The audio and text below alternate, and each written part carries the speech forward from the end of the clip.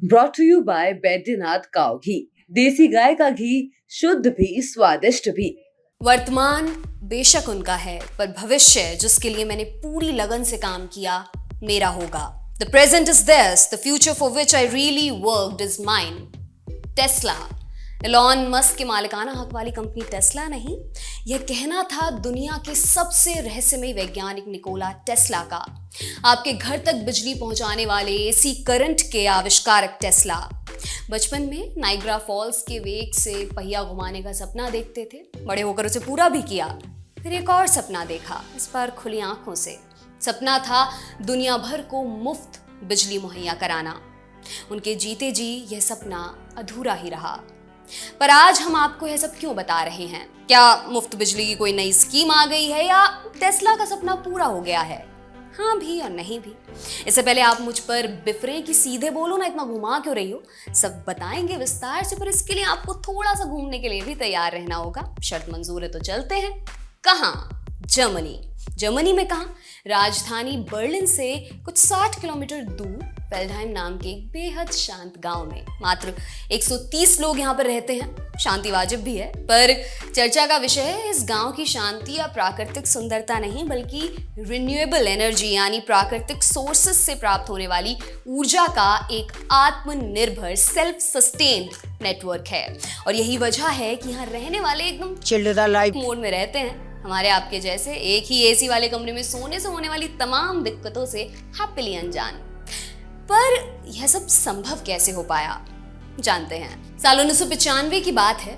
Engineering की पढ़ाई कर रहे माइकल रशमन नाम के एक एंटरप्रेन्योर ने फेल्डहाइम में 4 विंड टरबाइन लगाई गांव को ऊर्जा मुहैया कराने के वास्ते। पर सब एकदम पिक्चर परफेक्ट तरीके से नहीं हुआ। DW की एक रिपोर्ट कहती है कि फेल्डहाइम एक्सपेरिमेंट ट्रैक पर था, तभी यूटिलिटी कंपनी इयॉन ने गांव को अपनी इलेक्ट्रिकल ग्रिड बेचने या लीज पर देने से साफ इनकार कर दिया। फेल्डहाइम ने इसके जवाब में अपनी लोकल ग्रिड और हीटिंग नेटवर्क बना डाले। पर यह सब फ्री में नहीं हुआ। माइकल की रिन्यूएबल एनर्जी कंपनी एनर्जीक्वल EU सब्सिडी, कैपिटल लोन से मिली फंडिंग के अलावा हर गांव वाले ने अपनी तरफ से 3000 यूरोस इस एक्सपेरिमेंट के लिए कंट्रीब्यूट किए। तब जाकर 2010 में पहली बार फेल्डहाइम की लोकल ग्रिड चालू हो पाई।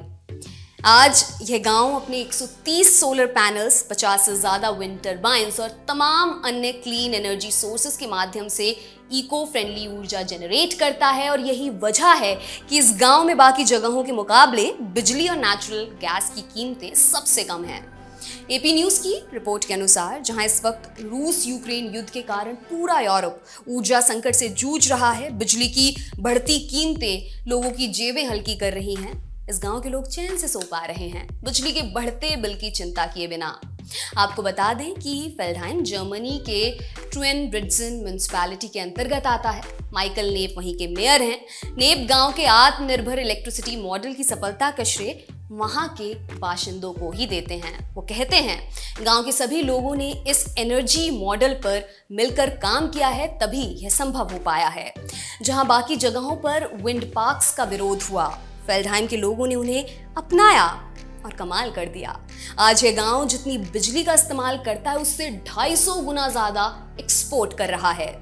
नेप आगे बताते हैं यहाँ के लोग बदलाव खुद लेकर आए। ये भारी अथॉरिटीज द्वारा थोपा नहीं गया। पर एक और बात ध्यान देने वाली है कि किसी भारी अथॉरिटी ने इस एक्सपेरिमेंट को डिस्टर्ब भी नहीं किया। ये फेल भी हो सकता था। तमाम चुनौतियों के बावजूद ये मॉडल सफल हुआ। हम लोग गलतियों को मुसीबतों की तरह लेने लगते हैं, जबकि गलतियों के बिना विकास संभव नहीं है।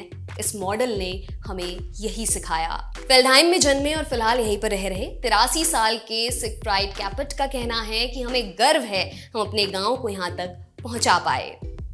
सोचने में बड़ा मुश्किल लगता है, पर जर्मनी का यह छोटा सा गांव बड़ी बड़ी पावर कंपनियों को कड़ी टक्कर दे रहा है। फेल्डहाइम सिर्फ जर्मनी में ही नहीं, पूरी दुनिया के लोगों के लिए एक इंस्पिरेशन बन गया, एक मिसाल बन गया है। इसी वजह से बहुत से टूरिस्ट भी यहाँ पर लगातार अपनी मौजूदगी दर्ज कराते हैं, इस पूरे मॉडल को एक्सपीरियंस करना चाहते हैं। फेल्डहाइम के बाशिंदों की माने तो ऐसा संभव कर पाने के लिए कम्युनिटी की भूमिका को कतई नकारा नहीं जा सकता। सब लोग जब एक साथ मिलकर एक दिशा में काम करते हैं तो सब कुछ हो सकता है। जाते जाते बस इतना कहूँगी कि क्लाइमेट चेंज के दुष्प्रभाव झेल रही दुनिया के लिए ये बहुत ज़रूरी है कि हम फेल्डहाइम को एक मिसाल की तरह जानें, उससे सीख लें, पर्यावरण को लेकर अपनी अवेयरनेस में इजाफा करें। ये दुनिया हमारी है, इसे कोई और बचाने नहीं आएगा। और क्या पता ऐसा कर हम निकोला टेस्ला के सबके लिए मुफ्त बिजली वाले अधूरे सपने को भी पूरा कर पाएं। मेरा नाम है दिव्यांशी और आप देख रहे थे द लंदन टॉप। शुक्रिया।